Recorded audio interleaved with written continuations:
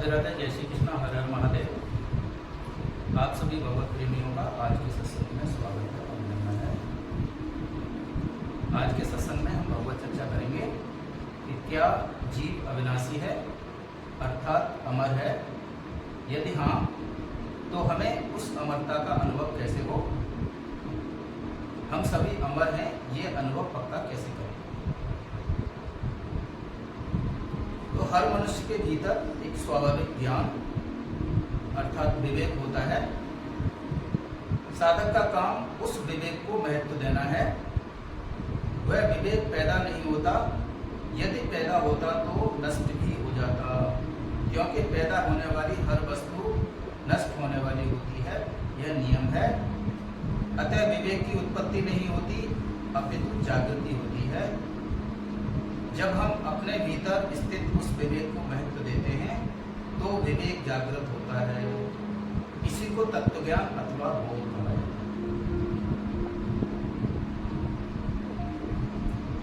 हम सबको ये ज्ञान है कि शरीर रहने वाला नहीं है, किंतु इस ज्ञान को हम महत्व नहीं देते।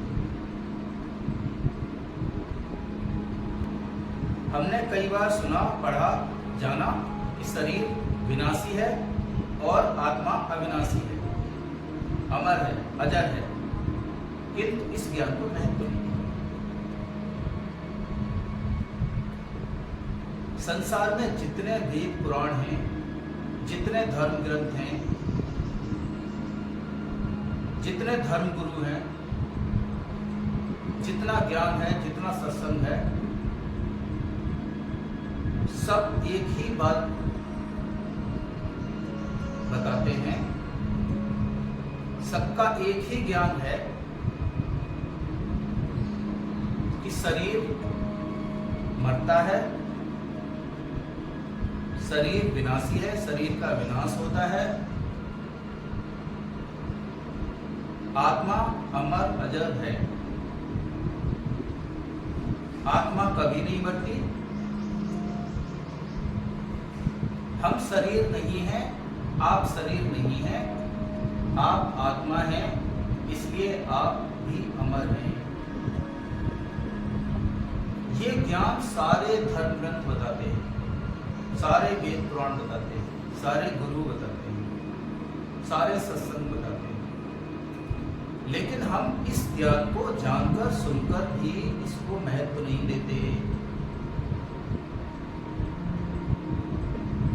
सत्संग और भगवत चर्चा इसी ज्ञान के विवेक को जागृत करती है, आपके इसी विवेक को पक्का कराती है कि आप मरने वाला शरीर नहीं है, आप जीवात्मा हैं,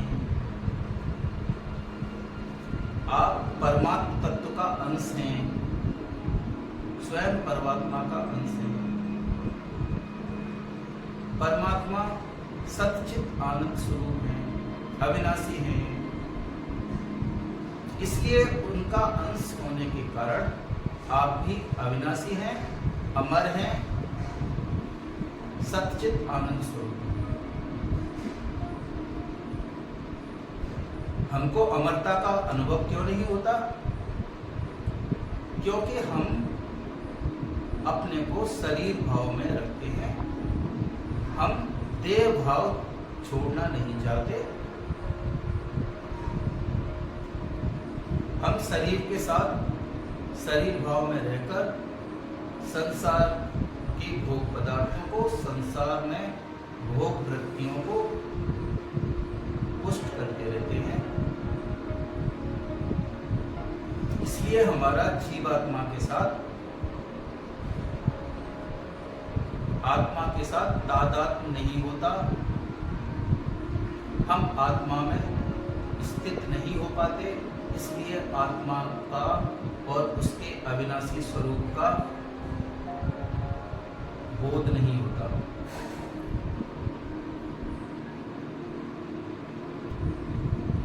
जैसे सोने का अंश होता है ना आभूषण, तो आभूषण का मूल तत्व सोना हुआ। आभूषण जब तक अपने को आभूषण समझता है तब तक वो टूटता बनता रहता है, गलता रहता है, उसमें परिवर्तन होता रहता है।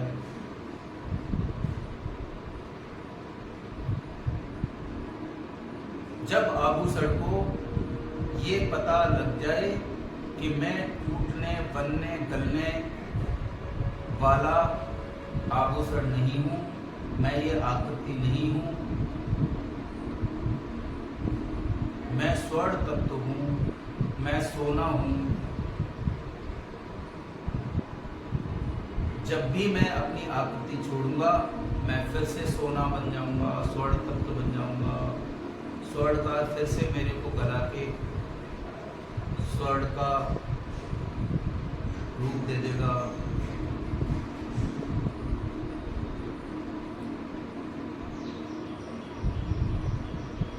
तत्व पर दृष्टि नहीं होती।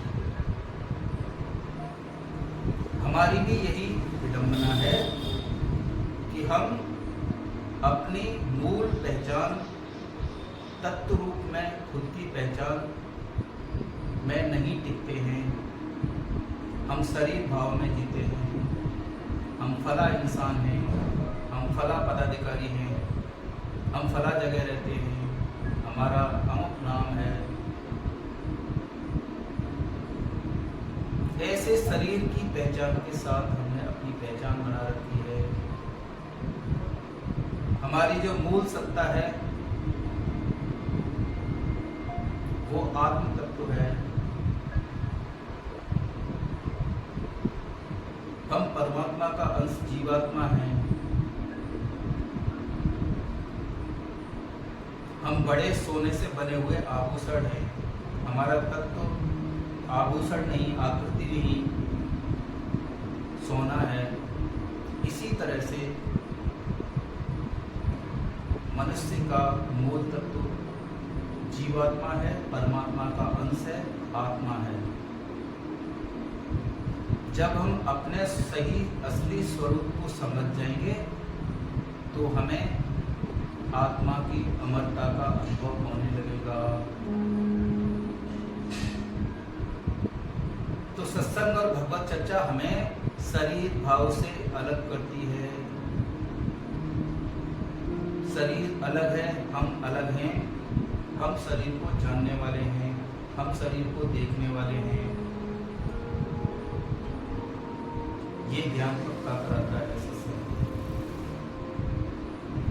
यही हमारी विडंबना है कि हम ना रहने वाले शरीर, ना टिकने वाले संसार के साथ अपनी एकता रखते हैं। विनाशी संसार, विनाशी चीज, विनाशी पदार्थ,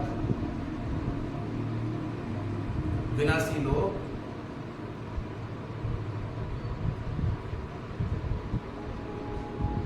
उनके साथ एकता रखकर संयोगजन्य सुखों को जीने की इच्छा रखकर, संयोगजन्य सुखों को भोगने की इच्छा रखकर हम अमर तत्व को पाना चाहते हैं, अमरता को पाना चाहते हैं।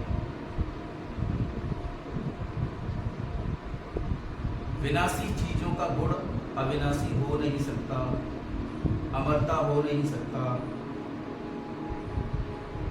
इसलिए हमें अमरता का अनुभव नहीं होता।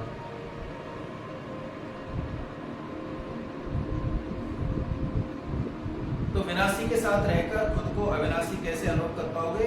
यही कारण है कि हमें अपने को मरने वाला शरीर समझा हुआ है। यही कारण है कि हम अपनी अमरता का अनुभव नहीं होता। खुद को मरने वाला शरीर समझते रहेंगे तब तक आपको आत्मा का अनुभव नहीं होगा, आत्मा का गुण अमरता का अनुभव नहीं होगा।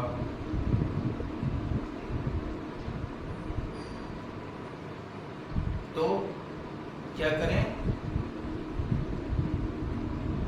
शरीर भाव को त्याग कर अपने मूल स्वरूप आत्म स्वरूप में स्थित होना रहेगा।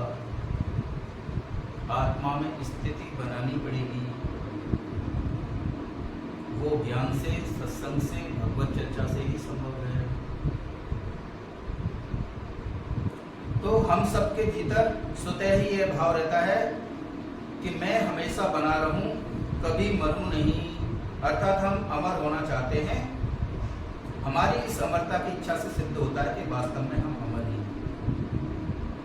इच्छा उसी चीज की होती है जो प्रकृति में, सृष्टि में मौजूद है। जैसे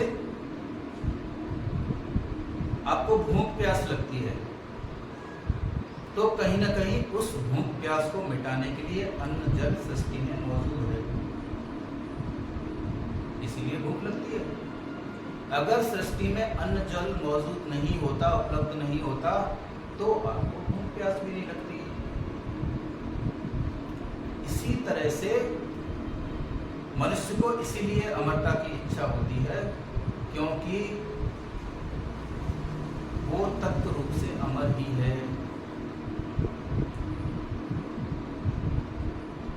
आत्मभाव में वो अमर ही है, अमरता उसकी स्वतः सिद्ध है, इसीलिए उसे अमरता की इच्छा होती है। तो हमारे जिस चित्त में चिंतन होता है वह सूक्ष्म शरीर का हिस्सा है। हमारे तीनों शरीर सूक्ष्म स्थूल कारण प्रकृति जन्य है, अर्थात प्रकृति से बने हैं। पूरी की पूरी सृष्टि ही प्रकृति है, सृष्टि के बाहर और केवल परमात्मा तत्व है। चित्त में जो भी चिंतन आता है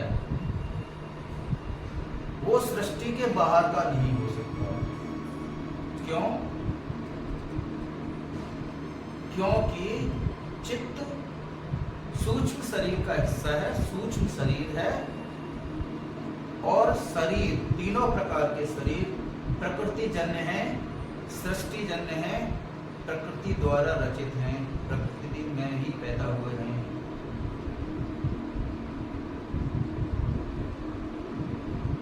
जिस प्रकृति ने चित्त को पैदा किया है, चित्त का सृजन किया है, वो चित्त अपनी जननी अर्थात सृष्टि के बाहर की वस्तुओं का चिंतन नहीं कर सकता, सृष्टि के बाहर के तत्वों का चिंतन नहीं कर सकता।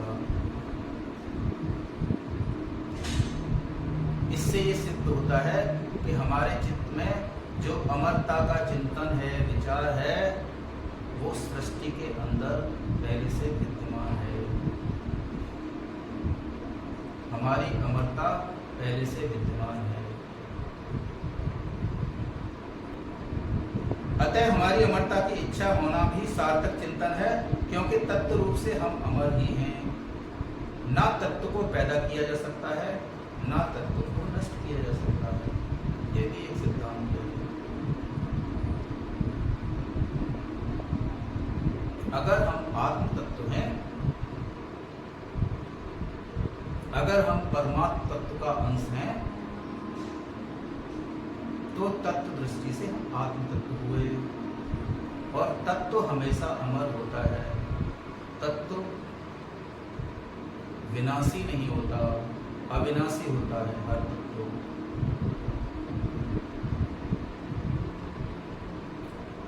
तो इससे भी ये सिद्ध होता है कि हमारी अमरता की इच्छा होना या अमरता में हमारी वृत्ति होना, ये सार्थक चिंतन है, सत्य चिंतन है। हम अमर ही हैं, आत्म रूप से, तत्व रूप से हम अमर ही हैं। इसलिए हमको ऐसी इच्छा होती है कि काश हम अमर होते, किंतु शरीर भाव और संसार भाव में रहने के कारण हमको अपने आत्मभाव का अनुभव नहीं होता, अपनी अमरता का अनुभव नहीं होता। हर मनुष्य को इस बात का विवेक है कि यह शरीर मेरा असली स्वरूप नहीं है। शरीर तो प्रतिक्षण बदलने वाला है, शरीर हर पल बदलता है। बचपन में जैसा शरीर था वैसा युवावस्था में नहीं है। जैसा युवावस्था में था वैसा अब वृद्धावस्था में नहीं है।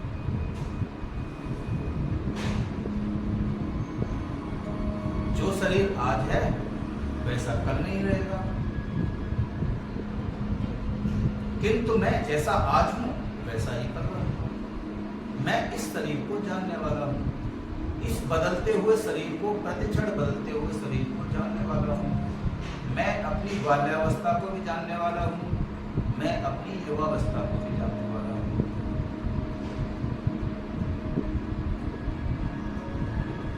परिवर्तन शरीर में हो रहा है, शरीर की परिस्थितियों में हो रहा है, अवस्थाओं में हो रहा है।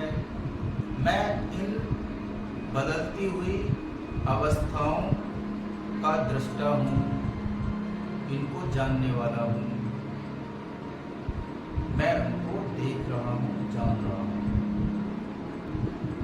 तो मैं बदलते हुए शरीर की अवस्थाओं को देखने वाला, जानने वाला होने के कारण सर्वथा उनसे अलग हूं, पृथक हूं।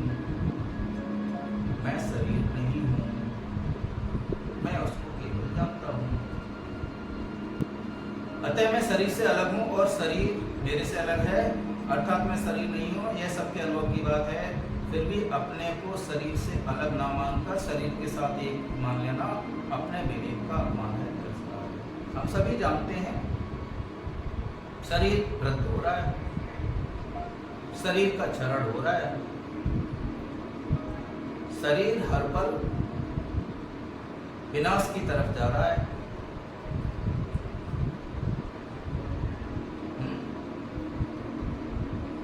बचपन के दांत अब नहीं है, युवावस्था वाली दृष्टि अब नहीं है। पहले बिना चश्मा के दिखता था, अब चश्मा लगाना पड़ता है। पहले जैसी आंखें नहीं रही युवावस्था वाली, युवावस्था वाले बाल भी नहीं रहे। पहले नेचुरली काले थे, अब इनको डाई लगा के काला करना पड़ता है।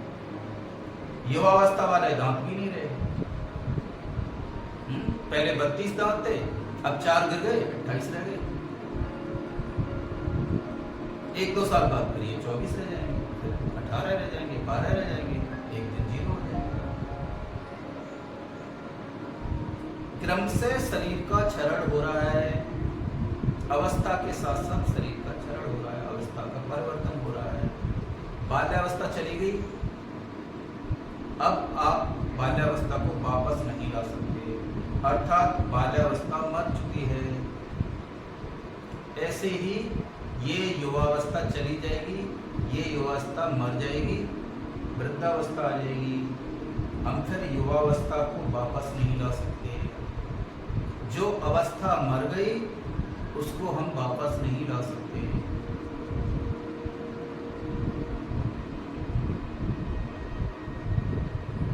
अवस्थाओं का मरना, अवस्थाओं का परिवर्तन होना,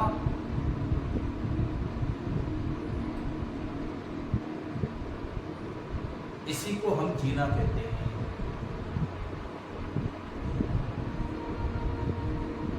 असल मायने में ये जीना नहीं है, ये शरीर का मरना है। शरीर प्रतिक्षण मर रहा है, मरने की तरफ जा रहा है।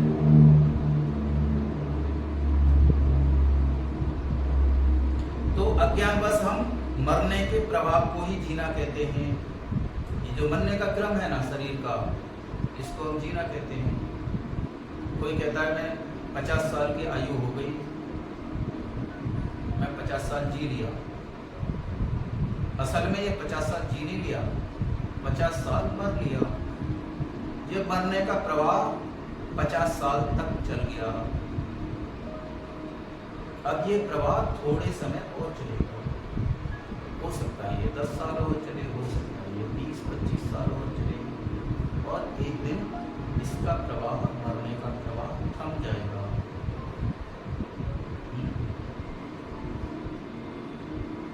तो अज्ञानवश हम क्या करते हैं, मरने के प्रभाव को ही जीने का प्रभाव समझ लेते हैं, जीना समझ लेते हैं। जब प्रवाह प्रकट होता है तो हम उसको जन्म समझ लेते हैं। ये जीने का जो प्रभाव है ये एक दिन प्रकट होता है।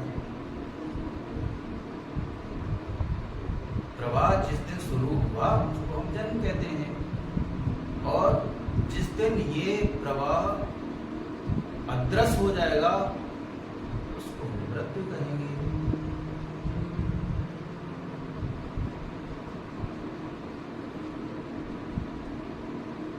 तो बाल्यावस्था मर जाती है, युवावस्था पैदा हो जाती है, और युवावस्था मर जाती है तो वृद्धावस्था पैदा हो जाती है। इसी तरह प्रतिक्षण अवस्थाओं में पैदा होने और मरने को ही जीना कहते हैं। पैदा होने और मरने का यह क्रम सूक्ष्म रूप से निरंतर चलता है, निरंतर रहता है। ये क्रम निरंतर चलता रहता है, पैदा होने का और मरने का। परंतु हम स्वयं ज्यों के त्यों रहते हैं।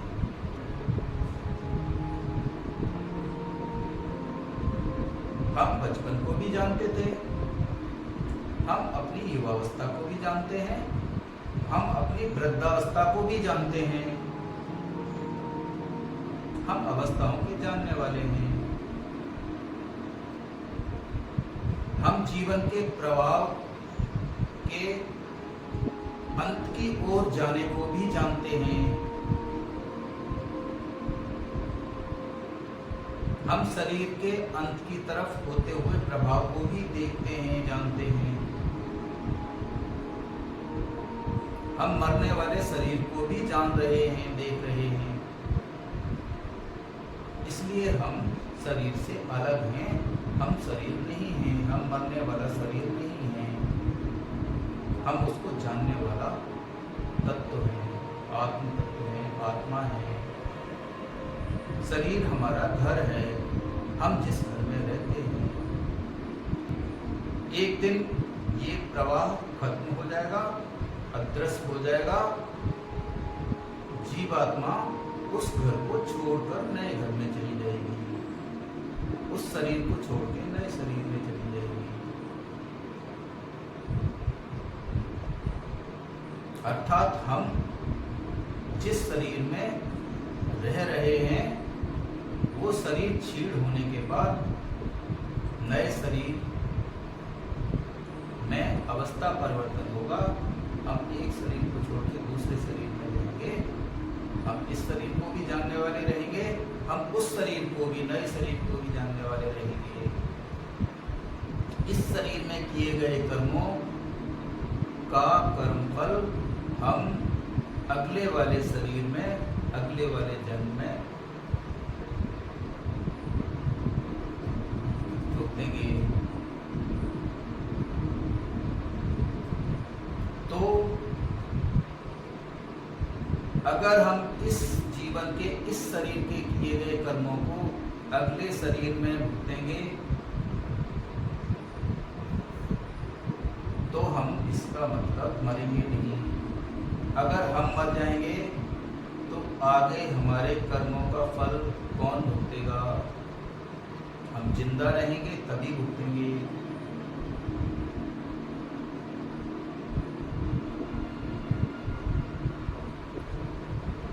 तो अवस्थाओं में परिवर्तन होता है, पर हमारे स्वरूप में कभी किंचित मात्र भी परिवर्तन नहीं होता।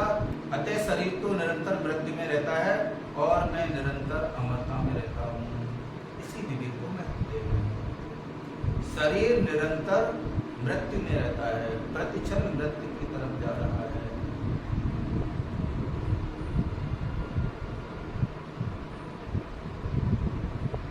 हम जितनी सांसें ले लेते हैं उतने ही आगे हम मृत्यु की तरफ अग्रसर हो जाते हैं। लेकिन मैं और मेरा जो मूल स्वरूप है, आत्म स्वरूप है, वो अमरता में रहता है, वो कभी मरता नहीं। मैं इस शरीर में भी रहूंगा, आगे आने वाले शरीरों में भी रहूंगा। मैं वही रहूंगा जो अभी हूँ, अर्थात मैं अमर रहूंगा इस शरीर को छोड़ने के बाद भी। जैसे पुराने कपड़े छोड़ने से हम कपड़ों के साथ मर नहीं जाते, नए कपड़े धारण करने से हमारा जन्म नहीं हो जाता, उसी प्रकार पुराने शरीर को छोड़ने से हम मर नहीं जाते, नए शरीर को मिलने से हमारा जन्म नहीं हो जाता। प्रत्येक जीव सृष्टि के साथ पैदा हुआ है और सृष्टि के साथ ही उसका अंत होगा। हाँ, ये बात अलग है कि कोई भगवत ज्ञान से, भक्ति से अपने को जीवन मुक्त कर ले तो वो बार बार वस्त्र बदलने के झंझट से, शरीर बदलने के झंझट से मुक्त हो सकता है। यह एक विधान सबके पास उपलब्ध है। किंतु अगर कोई मुक्त नहीं होता तो वो सृष्टि से लेकर सृष्टि के अंत तक मर नहीं सकता, वो सृष्टि में ही रहेगा। विभिन्न शरीरों में उसकी यात्रा रहेगी, अलग बात है, लेकिन कोई भी जीव मरता नहीं है। हमने जो अभी कर्म किए, शरीर छोड़ने के बाद उनका एक कर्म फल बनेगा, एक प्रारब्ध बनेगा। उस प्रारब्ध को हम अगले शरीर में भोगेंगे। अगर हम मर जाएंगे तो भोगेगा कौन? हमने किए हैं कर्म तो हम ही भोगेंगे अगले जन्म में, अगले शरीर में। अगर हम मर गए होते तो ये तो बहुत अच्छा साधन है, मर जाएंगे, हमारे कर्म का हमें फल मिलेगा ही नहीं। अन्य योनि में जाएंगे ही नहीं। अगर मैं मर गया तो अन्य योनि में क्यों जाऊंगा? मैं कैसे जाऊंगा?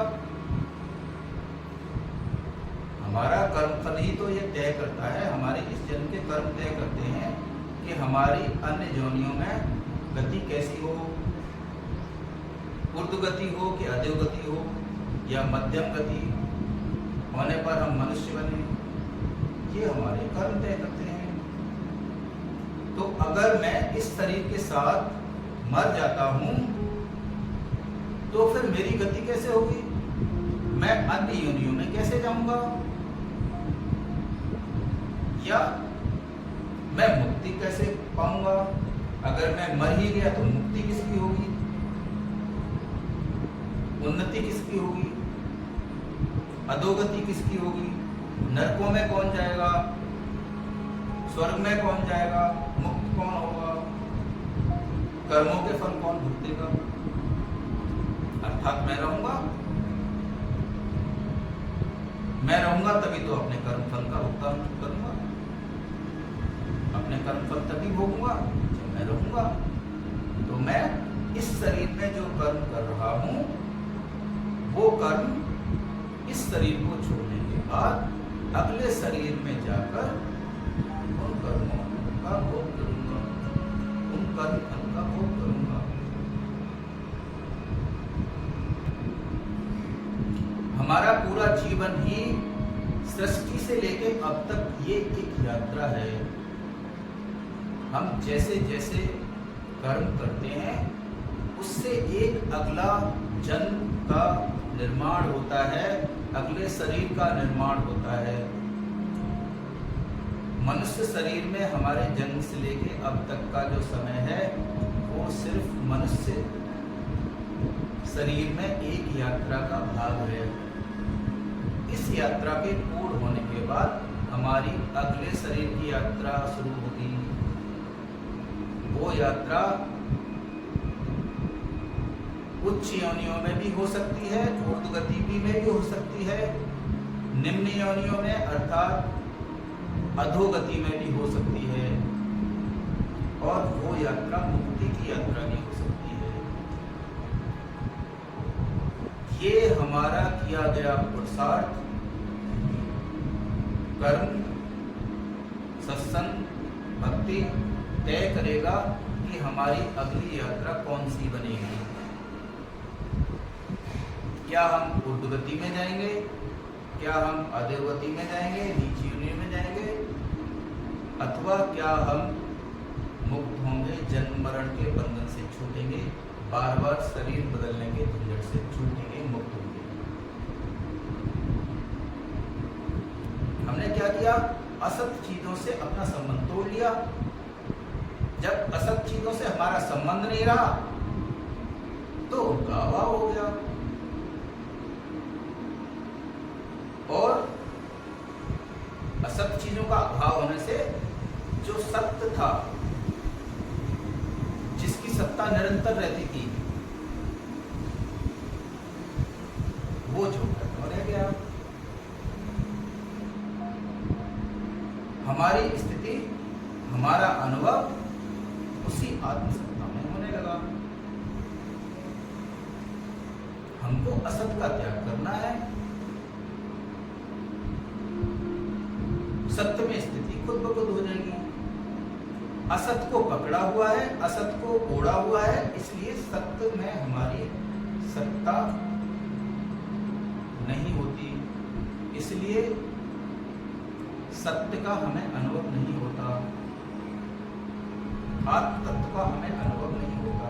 असत चीजों को छोड़ देंगे तो सत्य की तरफ हमारी दृष्टि स्वाभाविक रूप से हो जाएगी।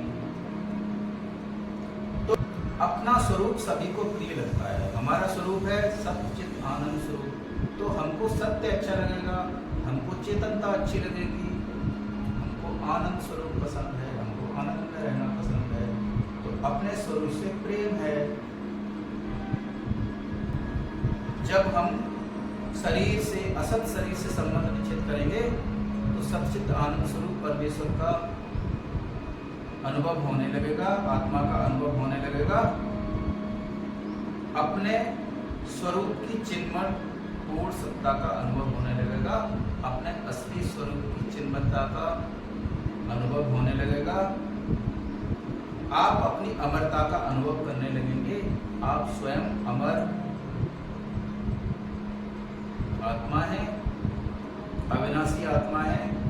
आप शरीर के साथ मरने वाले नहीं हैं, आप शरीर को जानने वाले हैं, शरीर में रहने वाले हैं। ऐसा अनुभव पक्का हो जाएगा। आप उसी अविनाशी सत्ता में टिक जाएंगे, और जो आपका मूल स्वरूप है, अविनाशी स्वरूप, आनंद स्वरूप, चैतन्य स्वरूप, आनंद स्वरूप, प्रेम स्वरूप, उसी सत्ता में आप टिक जाएंगे। तो आज का सत्संग आपने सुना, इसके लिए बहुत बहुत साधुवाद। आज के सत्संग को आप अपने मित्रों पर पहुंचाने में हमारा सहयोग करें। आज के सत्संग से संबंधित कोई भी प्रश्न हो तो सत्संग के इस भाग में दी गई कॉन्टेक्ट डिटेल का संपर्क कर सकते हैं। आपका जीवन मंगलमय हो, आनंदमय हो, भगवतमय हो, ऐसी प्रार्थना करता हूँ। आप सभी को राधे राधे, जय श्री कृष्ण।